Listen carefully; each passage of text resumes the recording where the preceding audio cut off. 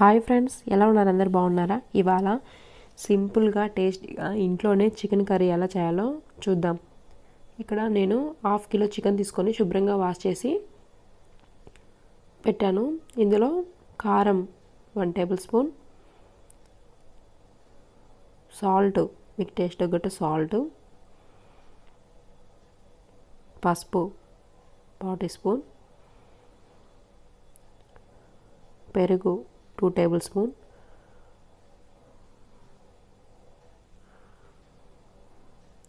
అల్లం వెల్లుల్లి paste 1 table spoon. ఇవన్నీ యాడ్ చేసి బాగా మిక్స్ చేసుకోండి.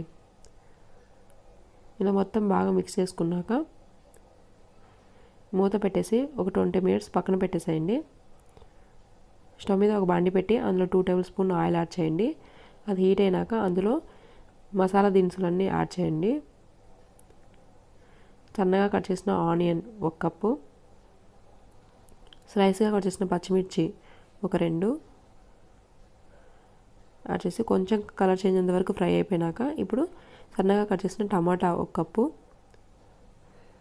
యాడ్ చేసి ఈ టమాటా కూడా సాఫ్ట్గా ఉడికేంత వరకు ఉడికించుకోండి. మూత పెట్టేసి ఒక 5 మినిట్స్ కుక్ చేసుకోండి. చూడండి, సాఫ్ట్గా ఉడికింది కదా.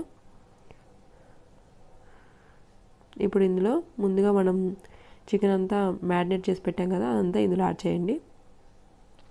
యాడ్ చేసి ఇదంతా బాగా మిక్స్ చేసుకోండి. ఇలా మొత్తం మిక్స్ చేసి మూత పెట్టేసి ఒక 20 మినిట్స్ కుక్ చేసుకోండి. చూడండి, 20 మినిట్స్ తర్వాత ఆయిల్ పైకి తెలుస్తుంది కదా, వాటర్ కూడా వచ్చేసాయి. ఇంకా వాటర్ అవసరం ఉండదు ఇందులో. ఇలాగ మొత్తం మిక్స్ చేసుకోండి. మళ్ళీ ఇప్పుడు ఇందులో గరం మసాలా 1/4 టీ స్పూన్, ధనియాల పౌడర్ 1/2 టీ స్పూన్, కొబ్బరి పౌడర్ 1/2 టేబుల్ స్పూన్ యాడ్ చేసి అంతా బాగా మిక్స్ చేసుకోండి.